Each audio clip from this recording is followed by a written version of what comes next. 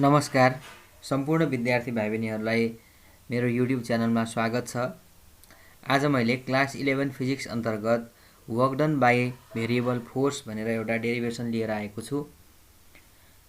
सर्वप्रथम हामीले work done भनेको त थाहा छ हैन। वर्क डन भनेको चाहिँ हामीले बुझ्न सक्छौं। वर्क डन भनेको simply force into the displacement. Okay, हामीले बुझिया छौं। Work done W is equal to force into displacement, अथवा हामीले एफडी कस थीटा भन्छौं। उस्तै साधारणतया फोर्स इन्टु डिस्प्लेसमेन्ट भन्नुस् है त। अब यो कुन बेला हो त भन्दाखेरि जति बेला फोर्सको भ्यालु कन्स्टेन्ट छ हैन। फोर्सको भ्यालु कन्स्टेन्ट भएको बेला त हामी F बराबर यति, जस्तै for example F equal to 20 newton, displacement equal to यति भनेर दिया भए त ठ्याक्क राख्न सक्छौं। यदि फोर्सको भ्यालु नै भेरिएबल भइदियो भने के गर्ने त? फोर्सको भ्यालु नै चेन्जिङ छ, फोर्सको भ्यालु नै घटबड भइराछ भनेपछि त्यति बेला हामीले वर्क डन कसरी निकाल्ने भन्ने कुरा चाहिँ हामी यसमा छलफल गर्छौं। सो सर्वप्रथम हामीले के बुझ्नु पर्यो भने भेरिएबल फोर्स भने त्यो फोर्स हो जसको डाइरेक्सन र म्याग्निट्युड हैन चेन्ज भइरा हुन्छ टाइमसँग। त्यो हुनाले पहिला चाहिँ म यहाँनिर डेफिनेसन लेख्छु। A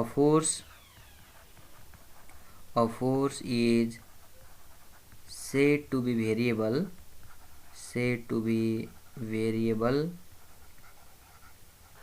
if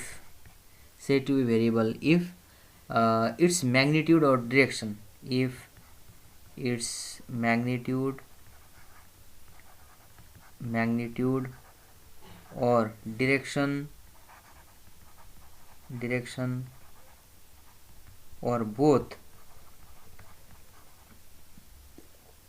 changes with time, right? Changes with time हैन। त्यो हुनाले टाइमको आधारमा यदि त्यो फोर्सको म्याग्निट्युड और त्यो फोर्सको डाइरेक्सन वा दुईटै म्याग्निट्युड डाइरेक्सन दुईटै यदि चेन्ज भइराखेको छ भने त्यति बेला त अब हामीले फोर्स यति न्युटन भनेर एक्ज्याक्टली हामी भन्न सक्दैनौं। हो यस्तोलाई चाहिँ हामी चाहिँ यस्तोलाई हामी भेरिएबल फोर्स भनेर भन्छौं। अब त्यसो हो भने सिम्पली मैले यहाँनिर भेरिएबल फोर्सलाई कसरी रिप्रेजेन्टेसन गर्ने त नि भन्दाखेरि चाहिँ मैले यहाँनिर एउटा डायग्राम देखाउन चाहे। सपोज हाम्रो यतापट्टि एक्स एक्सिस छ, डिस्प्लेसमेन्ट छ, र यतापट्टि चाहिँ नि हाम्रो फोर्स छ हैन। अब यहाँनिरबाट हाम्रो सपोज यस्तो खालको छ के फोर्सको भ्यालु तपाईहरुले के देख्नुभयो त यहाँ हेर्नुस् त। फोर्सको भ्यालु यहाँनिर कम छ अनि यहाँबाट तपाईको डिस्प्लेसमेन्ट बढ्दै जाँदाखेरि फोर्सको भ्यालु बढ्दै गइराछ। सपोज यो पोइन्ट हाम्रो चाहिने इनिशियल पोइन्ट हो। सो मैले यसलाई चाहिँ हाम्रो ए भनेर भने यसलाई, र यहाँसम्म पुगेको छ भने यसलाई चाहिँ मैले ट्याक्कै चाहिँ यसलाई यतापट्टि बी भनेर भने है, ए बी, र अब पोइन्टको आधारमा यसलाई मैले सी भने, यसलाई मैले डी भने। अब यसको पोजिसन कहाँनिर छ भनेर पनि लिन सकिन्छ। एक्स ए, सपोज यो पोजिसनलाई मैले एक्स ए भनेर लेखिदिए अनि यसको पोजिसनलाई चाहिँ एक्स बी भनेर ब्र्याकेटमा लेखिदिन्छु। एक्स ए भनेको मिन्स तपाईको यहाँनिर सेन्टरबाट ए सम्मको डिस्टेन्स एक्स ए हो, सेन्टरबाट बी सम्मको डिस्टेन्स एक्स बी हो। अब यस्तो बेला अब कसरी निकाल्ने त वर्क डन हैन।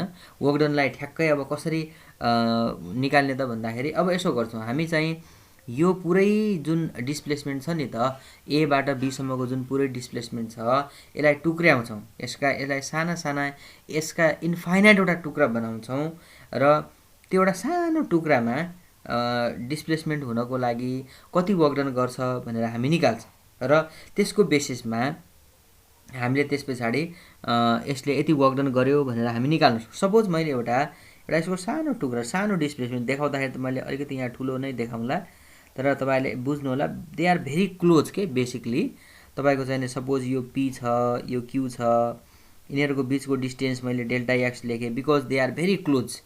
पी र क्यू को बीचको डिस्टेन्स डेल्टा एक्स छ। अनि तपाईको यहाँनिर मैले पी क्यू अनि त्यसपछि आर एस भनेर सपोज हामीले कन्सिडर गर्यौं। These are the point. अब मैले यहाँनिर के गर्न खोजेको भन्दाखेरि यो पुरै डिस्प्लेसमेन्टलाई यहाँनिर किनभने यो गर्नुको बाध्यता किन पर्यो भन्दाखेरि फोर्स त कन्स्टेन्ट छैन। अब ए बाट बी सम्म बडीको डिस्प्लेसमेन्ट भएको चाहिँ छ, तर फोर्सको भ्यालु कति राख्ने त नि, त्यो फोर्सको भ्यालु कति राख्ने भन्ने हामीलाई प्रब्लम पर्यो। त्यसकारणले हामीले चाहिँ के गर्यौं भने यसका एकदमै इन्फाइनाइट टुक्राहरू गर्यौं। लेट अस तपाईको यसलाई हामी यसरी भन्न सक्छौं, let us divide let us divide entire displacement भनेको मतलब तपाईको जुन पुरै डिस्प्लेसमेन्ट छ त्यो भन्न खोजेको है। Let us divide entire displacement into infinitesimal INFINITESIMAL infinitesimal भनेको असाध्यै सानो है। इन्फाइनाइटेसिमल डिस्प्लेसमेन्ट्स है। Let us divide entire displacement भनेको ए बाट बी सम्मको जुन डिस्प्लेसमेन्ट छ त्यसलाई चाहिँ इन्फाइनाइटेसिमल डिस्प्लेसमेन्टहरुमा चाहिँ ब्रेक गर्ने। लेट अब त्यो किसिमको इन्फाइनाइट डिस्प्लेसमेन्ट त हामीले भन्यौ, मानौ त्यो मध्येको लेट one such displacement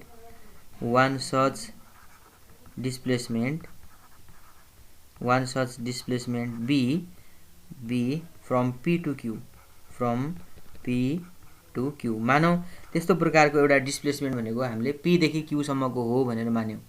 अब यसबाट हामीलाई फाइदा के हुन्छ भन्नुहुन्छ भने P बाट Q सम्म जाँदाखेरि P र Q त सारै नजिकका पोइन्टहरु हुन् नि त तपाईको। अनि यहाँनेर हामी के मान्न सक्छौं भने यो फोर्सलाई कन्स्टेन्ट मान्न सक्छौं के। यदि यो पोइन्ट असाध्यै क्लोज जस्तै इमेजिन गर्नुहोस् त S र R भन्ने पोइन्ट सारै नजिक भइदियो भने एकदमै क्लोज भइदियो भने त त्यतिबेला त हामी त्यहाँनेर फोर्सको भ्यालु कन्स्टेन्ट मान्न सकिएला हो। त्यो बेसिसमा चाहिँ हामीले यहाँनेर चाहिँ यसरी निकाल्छौं। र यहाँनेर तपाईले देख्न सक्नुहुन्छ late one such displacement be from P to Q having यसको विड्थ पनि लेख्दियौ यहाँनेर having यसको विड्थ जुन P देखि Q सम्मको छ त्यसको विड्थ चाहिँ having width तपाईको चाहिँ नि डेल्टा x भनेर हामीले भन्दिन्छौं।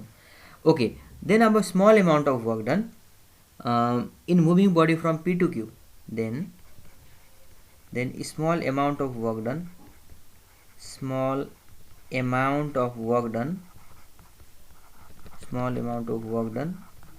in moving body from P to Q is तपाईले अब यहाँबाट P बाट Q सम्म लग्नलाई त थोरै वर्क डन गरे पुग्यो। त्यसकारणले मैले यहाँनेर पनि डेल्टा W भनेर लेखे। Delta W = F * delta X भनेर हुनेको F * डेल्टा X भनेर। ओके, सो यसै गरी अब मैले यहाँनेर अब हेर्नु होला delta W = F * delta X भनेको कस्तो भने नि तपाईको डेल्टा X भनेको त तपाईले एउटा अब यसलाई एउटा रेक्टेंगुलर जस्तो मान्नु भयो भने P यसलाई रेक्टेंगुलर किन मान्ने त भन्दा because they are very close point के। तपाईको यो देखिदाखेरि चाहिँ यहाँनेर आर्क जस्तो देखिएको भए तापनि दे आर भेरी क्लोज, त्यसैले हामी यसलाई रेक्टेंगुलर स्टाइलको मान्न सक्छौं। अनि यो डेल्टा X भनेको ठाउँमा मैले PQ लेख्न मिल्छ, डेल्टा X भनेको ठाउँमा चाहिँ PQ लेख्न मिल्छ। अनि फोर्स भनेको ठाउँमा चाहिँ फोर्स भनेको त तपाईको PS भन्नुस् वा QR भन्नुस् एउटै त हो नि हैन। यो एकदमै धेरै क्लोज पोइन्टहरु भयो भने PS भन्नु र QR भन्नु एउटै हुन्छ, त्यसकारणले हामी SP भन्दियौ के रे PS। तपाईको चाहिँ नि फोर्स भनेको त यो डाइरेक्सनमा छ नि त, कुन डाइरेक्सनमा छ त फोर्स y एक्सिस तिर छ। y एक्सिस तिरको डिस्प्लेसमेन्ट कुन हो त यहाँ PS भन्ने हो, त्यसकारणले अब यसलाई लेख्नुस् PS है त, PS आयो। अब यो भनेको के आयो त भन्दा यो तपाईको लेन्थ इन्टु ब्रेथ जस्तो आयो। यसको त हेर्नुस् त लेन्थ इन्टु ब्रेथ भन्या त यसको ब्रेथ यसको लेन्थ भनेको यो एउटा जुन टुक्रा लियौ हामीले जसलाई हामी स्ट्रिप भन्छौं, यो स्ट्रिपको एरिया भन्न सक्छौं हैन। यो भन्या चाहिँ हाम्रो के हो त यसलाई भन्छौं हामी area of the strip, area of the strip.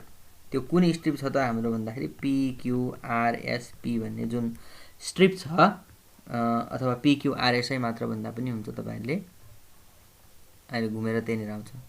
Strip भनेको मतलब यो वाला यो जुन यो पोर्सन छ, यो पोर्सन PQRS यो पोर्सनको चाहिँ एरिया दियो, किनभने तपाईको लेन्थ इन्टु ब्रेथ भन्ने बित्तिकै त एरिया आउँछ नि। र यो R भन्ने पोइन्ट सारै नजिक हुने भाग हुनाले हामी यसलाई एप्रोक्सिमेसनमा मानेको रेक्टेंगल है त। ओके, सो अब यसपछि तर हामीले यो मात्र निकाल्ने त होइन, हामीले निकाल्नु पर्ने त टोटल वर्क डन हो। देन टोटल वर्क डन भन्नुस् है त, टोटल वर्क डन के को लागि त इन मुभिङ बडी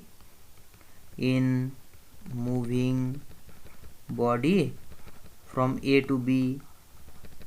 हामीले त A to B मा हो नि पुगाउने, from A to B, A बाट B सम्म पुगाउनको लागि गर्नुपर्ने टोटल वर्क डन भन्या त हामी के गर्न सक्छौं भने यस्ता यी स्मल वर्क डनहरूको चाहिँ नि समेसन अफ डेल्टा डब्लु गरिदिए पुग्यो हैन।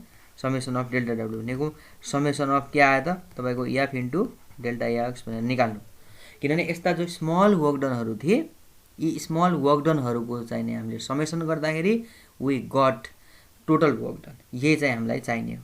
र अर्को फर्ममा यसलाई इन्टिग्रेसनको फर्ममा पनि लेख्न मिल्छ। अल्सो जुन यो टोटल वर्क डन छ यसलाई चाहिँ हामी work done total work done is equal to integration तपाईको चाहिँ नि ए टु के छ त तपाईको बी छ हैन, ए टु बी अनि एफ इन्टु डिएक्स लेख्नुहुन्छ। अब ए को अब पोजिसन हेर्दाखेरि यहाँ डोमी भेरिएबल एक्स को अर्डरमा छ, त्यसकारणले ए भनेको कति डिस्टेन्स टाढा छ त तपाईहरुले माथिको फिगरबाट हेर्नुस् त एक्स ए डिस्टेन्स टाढा, बी भनेको कति डिस्टेन्स टाढा ओबी के रे एक्स बी डिस्टेन्स टाढा। सो त्यसकारणले तपाईहरुले अब यसलाई x A to x B पनि लेख्न सक्नुहुन्छ। अनि तपाईको चाहिँ नि के आयो त एफ इन्टु डिएक्स भन्ने आयो अथवा एफ इन्टु डेल्टा एक्स हैन, तपाईहरुले जे भन्नुहुन्छ एफ इन्टु डेल्टा एक्स अथवा डिएक्स भयो। अब यस कारणले यो यसले चाहिँ अब के दियो त भन्दाखेरि यो एफ इन्टु डेल्टा एक्स भने त एरिया अफ द स्ट्रिप हो नि त। अब यसको टोटल एरियाको चाहिँ हामीले इन्टिग्रेसन गर्ने हो भने त पुरै आयो तपाईको चाहिँ भन्न सक्नुहुन्छ। जस्तै पी बाट क्यू सम्म लग्दाखेरि यतिको एरिया आथ्यो भने ए बाट बी सम्म लग्दाखेरि त पुरैको एरिया होला नि, ए बी सी डी को एरिया होला। त्यसकारणले अब हामी के भन्न सक्छौं भने यसलाई चाहिँ जुन टोटल वर्क डन निकाल्यौं हामीले total work done is equal to area of कसको त भन्दाखेरि एरिया अफ दिस वान। अब त्यसलाई स्ट्रिपै चाहिँ नभनौं एबीसीडी है त, एबीसीडी को एरिया। अथवा यसलाई हामी के पनि भन्न सक्छौं भने एरिया यसलाई चाहिँ एरिया बिलो अथवा एरिया अन्डर भनौं न, area under force curve and area under force curve and displacement axis भनेर पनि भन्न सक्नुहुन्छ। डिस्प्लेसमेन्ट एक्सिस म यो कुरालाई कसरी आयो भन्छु है त। कसरी आयो भनेपछि यो तपाईको यो हेर्नुस् त हामीले भन्न खोजेको एरिया कसको हो त ए बी सी डी जुन यो बीचको रिजन छ यसको एरिया हो। अब यसलाई चाहिँ मैले के भन्न सके त भन्दा यो डीसी भनेको फोर्स को कर्भ हो, फोर्स कर्भ हो। यतापट्टि हाम्रो डिस्प्लेसमेन्ट छ, यो फोर्स कर्भ र यो डिस्प्लेसमेन्ट एक्सिस को बीचको जुन एरिया छ यो भने त यही आउने त हो नि हैन र। किनभने तपाईको हेर्नुस् त यो कर्भ र यो यसको बीचको एरिया भने त यति आउने हो, त्यो भने त एबीसीडी आइहाल्यो हैन। त्यसकारणले अब हामीले यसरी यसलाई चाहिँ डिफाइन गरिसकेका छौं। हामीले टोटल वर्क डन भनेको चाहिँ area under the force curve and the displacement axis भनेर चाहिँ हामीले निकाल्न सक्छौं। Which is the total which is अब रिक्वायर्ड एक्सप्रेसन भने पनि जे भने पनि यही हो। हामीले निकाल्नुपर्ने work done by the variable force भनेपछि हामीले टोटल वर्क डन चाहिँ area under the force curve and displacement axis सम्म देखाउनु पर्छ। Okay, so thank you very much. Thank you.